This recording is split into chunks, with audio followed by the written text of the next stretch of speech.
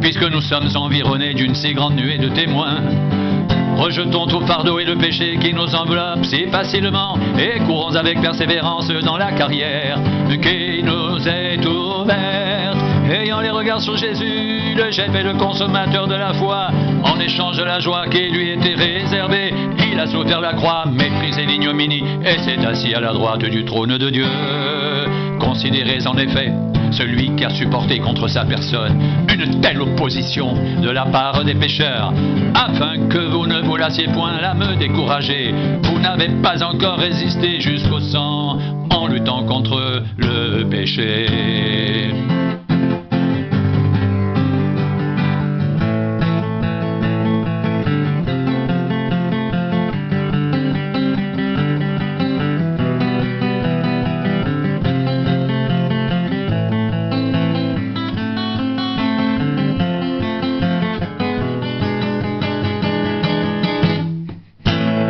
Nous donc aussi, puisque nous sommes environnés d'une si grande nuée de témoins, rejetons tout fardeau et le péché qui nous enveloppe si facilement et courons avec persévérance dans la carrière qui nous est ouverte, ayant les regards sur Jésus, le chef et le consommateur de la foi. En échange de la joie qui lui était réservée, il a souffert la croix, méprisé l'ignominie et s'est assis à la droite du trône de Dieu.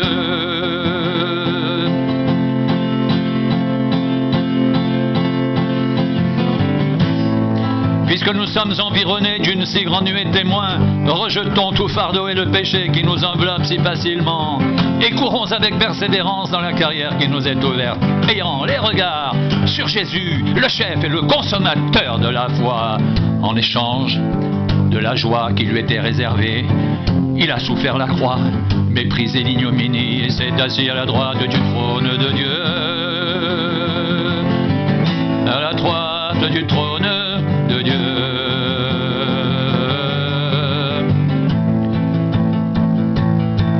Courons avec persévérance dans la carrière qui nous est ouverte, ayant les regards sur Jésus, le chef et le consommateur de la foi. En échange de la joie qui lui était réservée, il a souffert la croix, méprisé l'ignominie et s'est assis à la droite du trône de Dieu. Courons avec persévérance dans la carrière qui nous est ouverte, ayant les regards sur Jésus, le chef et le consommateur de la foi. En échange de la joie qui lui était réservée, il a souffert la croix, méprisé l'ignominie et s'est assis à la droite du trône de Dieu.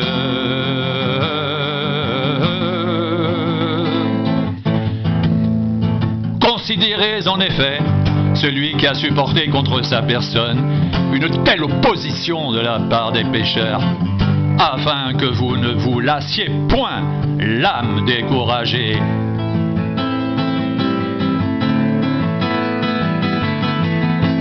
Considérez en effet celui qui a supporté contre sa personne une telle opposition de la part des pécheurs, afin que vous ne vous lassiez point l'âme découragée.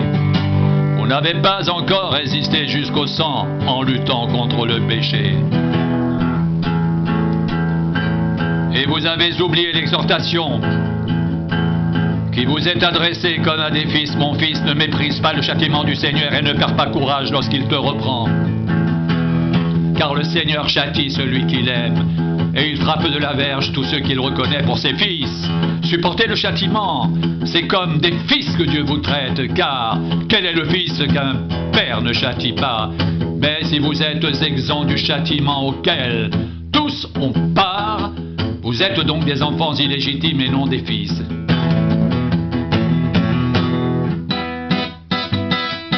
D'ailleurs, puisque nos pères selon la chair nous ont châtiés et que nous les avons respectés, ne devons-nous pas, à bien plus forte raison, nous soumettre au Père des esprits pour avoir la vie? Nos pères nous châtiaient pour peu de jours, comme ils le trouvaient bon. Mais Dieu nous châtie pour notre bien, afin que nous participions à sa sainteté.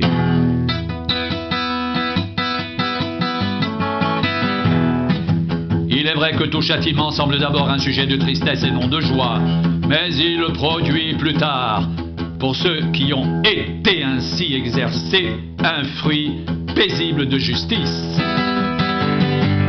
Fortifiez donc vos mains languissantes et vos genoux affaiblis, et suivez avec vos pieds des voies droites, afin que ce qui est boiteux ne dévie pas, mais plutôt se raffermisse. Recherchez la paix avec tous et la sanctification, sans laquelle personne ne verra le Seigneur. Veillez à ce que personne ne se prive de la grâce de Dieu, et qu'aucune racine d'amertume poussant des rejetons ne produise du trouble, et que plusieurs n'en soient infectés.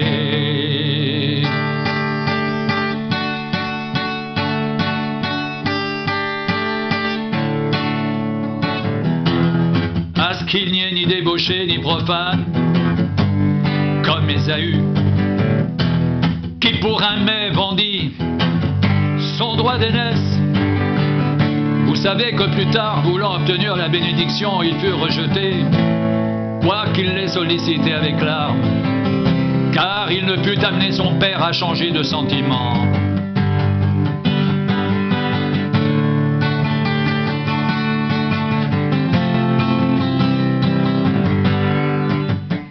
Vous ne vous êtes pas approché d'une montagne qu'on pouvait toucher et qui était embrasée par le feu, ni de la fumée, ni des ténèbres, ni de la tempête, ni du retentissement de la trompette, ni du bruit des paroles telles que ceux qui l'entendirent demandèrent qui ne leur en soit pas adressé une de plus.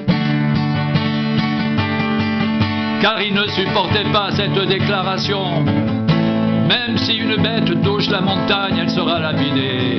Et ce spectacle était si terrible que Moïse dit « Je suis épouvanté et tout tremblant. » Mais vous vous êtes approchés de la montagne de Sion, de la cité du Dieu vivant, la Jérusalem céleste, des myriades qui forment le cœur des anges, de l'assemblée des premiers-nés inscrits dans les cieux, du juge qui est le Dieu de tous, des esprits des justes parvenus à la perfection, de Jésus qui est le médiateur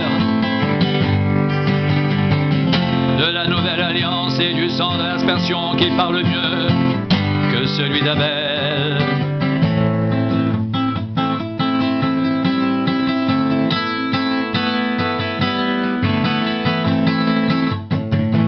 Mais vous vous êtes approchés de la montagne de Sion, de la cité du Dieu vivant, de la Jérusalem céleste, des myriades qui forment le cœur des anges, de l'assemblée des premiers-nés inscrits dans les cieux, du juge qui est le Dieu de tous, des esprits des justes parvenus à la perfection,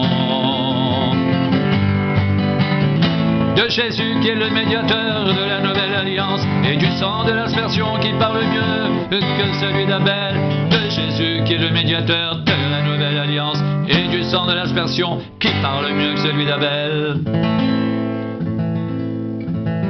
Mais vous vous êtes approchés de la montagne de Sion, de la cité du Dieu vivant, la Jérusalem céleste, des myriades qui forment le cœur des anges, de l'assemblée des premiers-nés inscrits dans les cieux, du juge qui est le Dieu de tous, des esprits des justes parvenus à la perfection, et de Jésus qui est le médiateur de la nouvelle alliance, et du sang de l'aspersion qui parle mieux que celui d'Abel.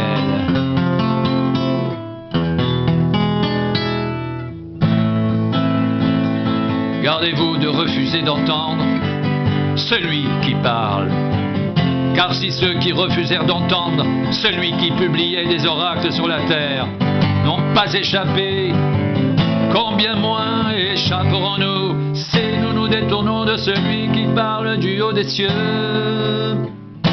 lui dont la voix ébranla dans la terre et qui maintenant a fait cette promesse: une fois encore, j'ébranlerai non seulement la terre, mais aussi le ciel. Ces mots,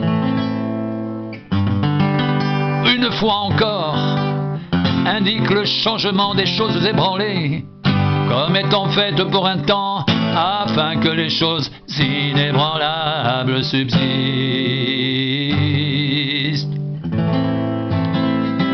Ces choses,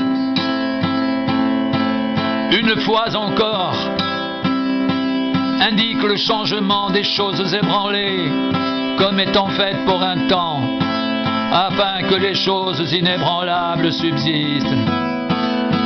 C'est pourquoi, recevant un royaume inébranlable, montrons notre reconnaissance en rendant à Dieu un culte qui lui soit agréable, avec piété, avec crainte, car notre Dieu est aussi un feu dévorant.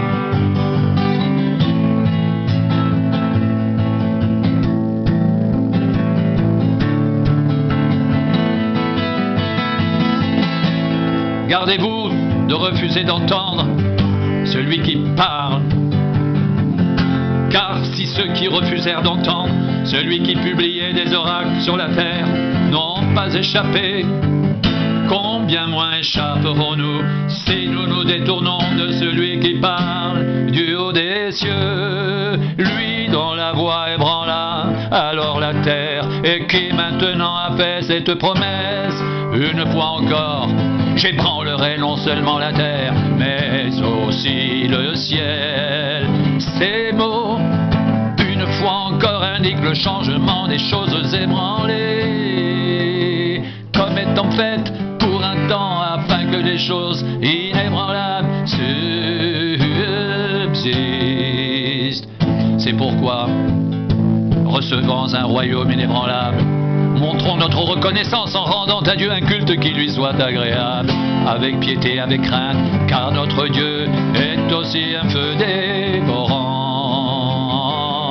Car notre Dieu est aussi un feu dévorant. Car notre Dieu est aussi un feu dévorant. Combien moins échapperons-nous si nous nous détournons de celui qui parle du haut des cieux, lui dont la voix ébranla alors la terre et qui maintenant a fait cette promesse: une fois encore j'ébranlerai non seulement la terre mais aussi le ciel. Ces mots, une fois encore, indiquent le changement des choses ébranlées comme étant faites pour un temps, afin que les choses inébranlables subsistent. C'est pourquoi, recevant un royaume inébranlable, montrons notre reconnaissance en rendant à Dieu un culte qui lui soit agréable, avec piété et avec crainte, car notre Dieu est aussi un feu dévorant. Car notre Dieu est aussi un feu dévorant. Car notre Dieu est aussi un feu dévorant.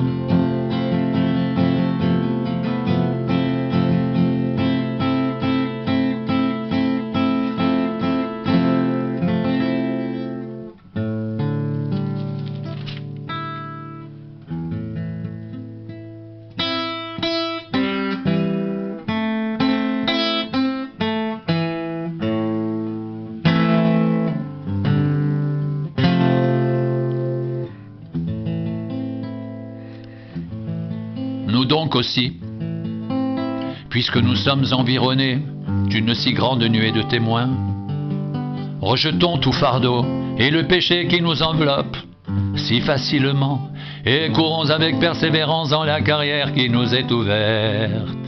Ayant les regards sur Jésus, le chef et le consommateur de la foi, en échange de la joie qui lui était réservée, il a souffert la croix, méprisé l'ignominie et s'est assis à la droite du trône de Dieu.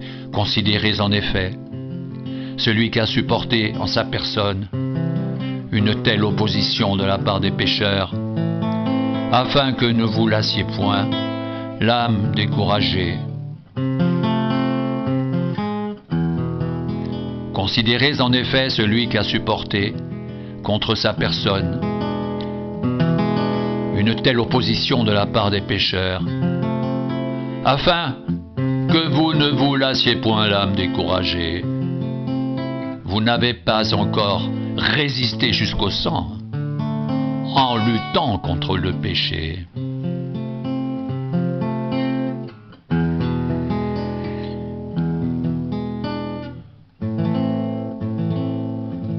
rejetons tout fardeau et le péché qui nous enveloppe si facilement, et courons avec persévérance dans la carrière qui nous est ouverte, ayant les regards sur Jésus, le chef et le consommateur de la foi, en échange la joie qui lui était réservée.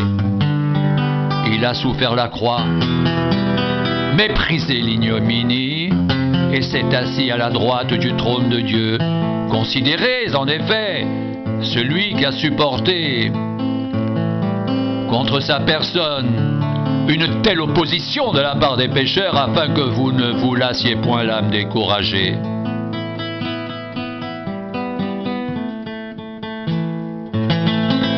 Vous n'avez pas encore résisté jusqu'au sang, luttant contre le péché.